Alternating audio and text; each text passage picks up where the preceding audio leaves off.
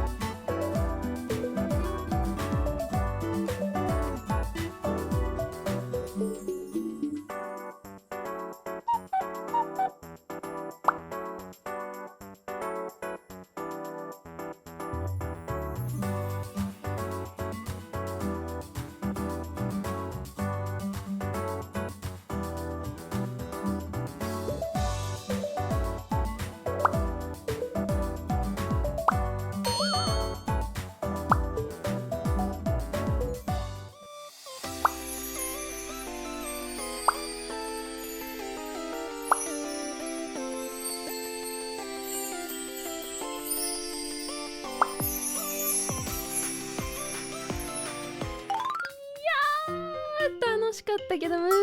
しかった箱の写真と比べてしまうと透明度がね全然ちょっと足りてないかなって感じだったけど、初めてにしてはマシな仕上がりだったのかな。マシだったと信じたい。